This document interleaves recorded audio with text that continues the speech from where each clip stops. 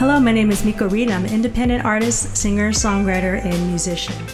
This is my second video installment of the video series I will be covering of my vocal tips, tricks, and techniques. And in this particular video, I will be going over vocal warm-ups. Now, before we start, I will cover 3 important essentials that singers need before you practice your vocals. Number 1, make sure you drink plenty of water before you start singing. Water is a singer's best friend and #1 ammo in your toolkit, or at least it should be. Preferably, you should drink room temperature or lukewarm water. I always carry my Arctic or Yeti mug next to me full of water, and I'm constantly taking sips all throughout the day, even when I'm off duty and not singing or preparing for a gig, because I might have a practice session and sing for a few hours, and I want to be ready. All singers should drink lots of water before you sing and while you're singing, whether it's during rehearsal, a practice session, or on a gig. It's so your vocal cords will be well lubricated and allowed to fully vibrate. It takes approximately about 4 hours for the water you drink to reach your vocal cords. So with that in mind, you should be well hydrated long before you start to sing. This is so you may prevent any vocal damage, prevent experiencing any pain while you're singing, and to prevent experiencing a dry, scratchy feeling in your throat. Those are signs that you haven't drunken enough water, and that is not good for a singer. You haven't warmed up your vocal cords enough yet. So don't wait until you're thirsty to drink water. That is usually your body's way of telling you that you are already dehydrated. Oh, and one more tip, try to avoid whispering, coughing, or clearing your throat like that, or shouting. Those are really bad for singers. Number 2, make sure you have a recording device and a pen and paper to take notes. You want to record your lessons, rehearsals, and sectionals that you may have with other singers when you're in a band or gig, because it helps you really listen to your vocals. It helps you to listen for any issues or problems, and it helps you really get an idea of what you sound like. It also is very helpful to have a pen and paper to take notes and write down important things you need to work on during your personal practice session. Especially if you are in a rehearsal with other musicians and singers and you're learning harmony parts.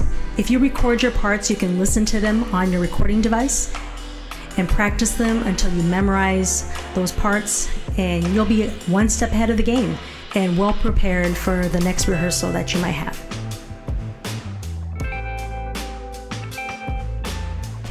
You always want to record your singing if you are a beginner and just starting out, because you want to be able to listen to your progress weeks or months later and see how you have come along with your singing. If you have been practicing regularly at home and you are taking lessons with a good voice teacher and following his or her instruction, you should see some improvement. You definitely should see some improvement.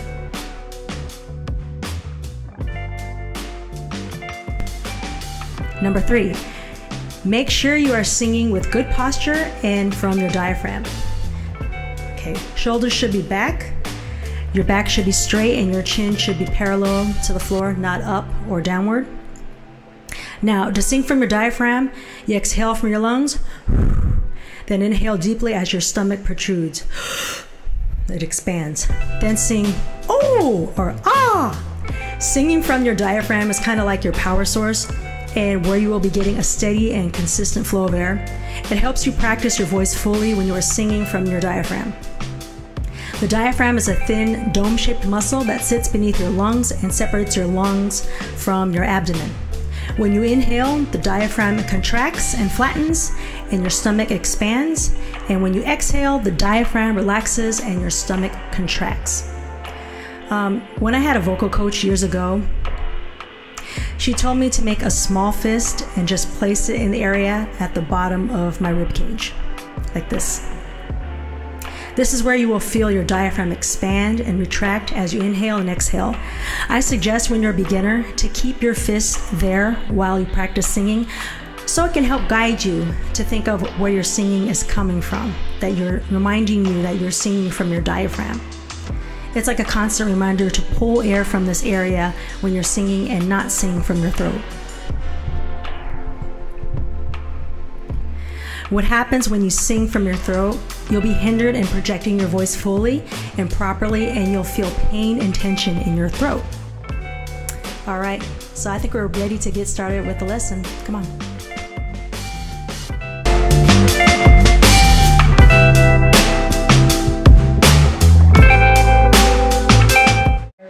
When I'm singing is to open your mouth, drop your jaw like I mentioned earlier. Drop your jaw and just go, ho, ha! And you really push from your diaphragm. And it just kind of helps open up your mouth. Okay. Just copy what I'm doing. Now we're going to go over the goog and gug exercise, starting with goog. Goog, goog, goog, goog, goog, goog, goog, goog, goog.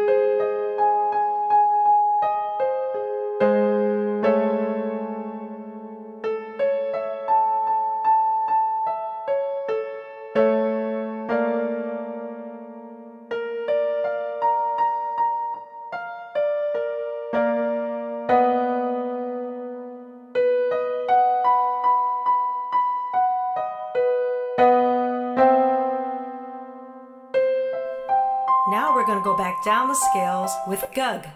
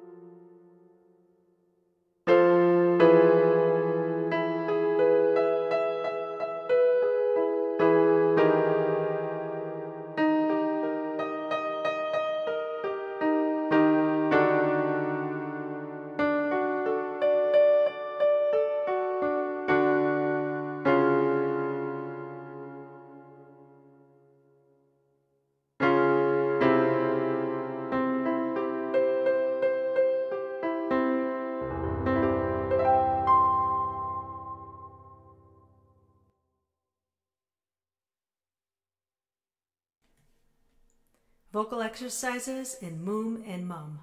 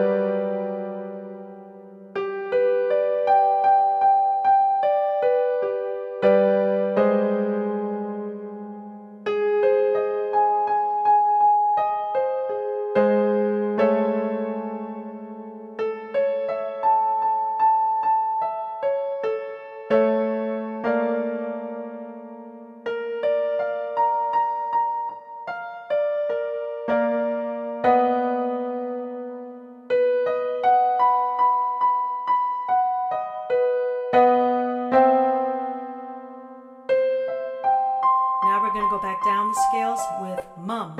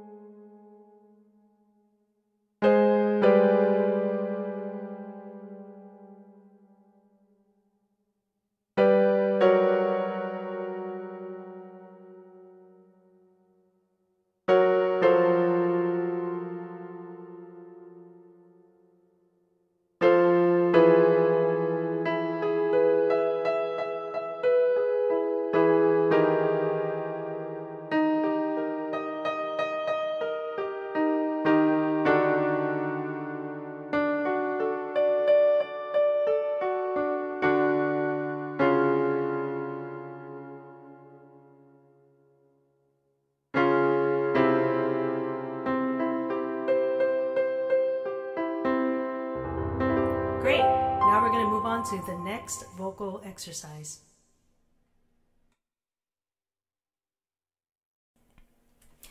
Vocal exercises in nay and na. Starting with nay. Nay, nay, nay, nay, nay, nay, nay, nay, nay, nay.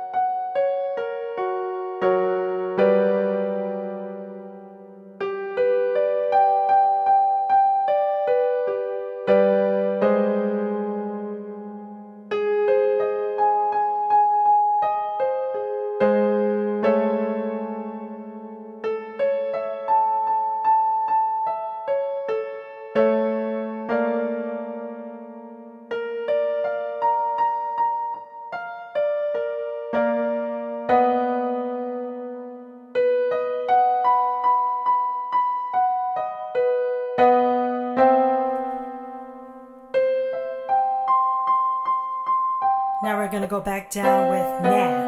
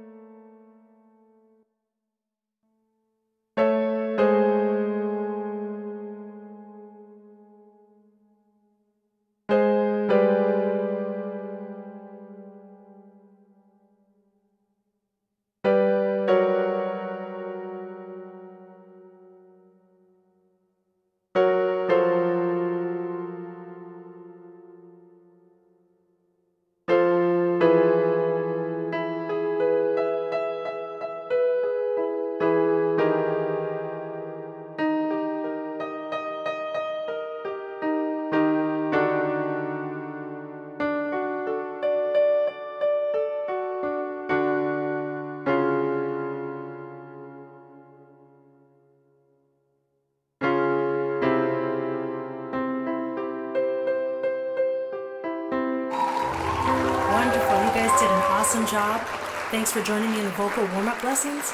Be sure to practice singing daily, record yourself, and take notes. Also be sure to catch me on my next video lessons coming really soon. Don't forget to like this video, subscribe to my channel, and hit the notifications bell for the latest uploaded content. Thank you.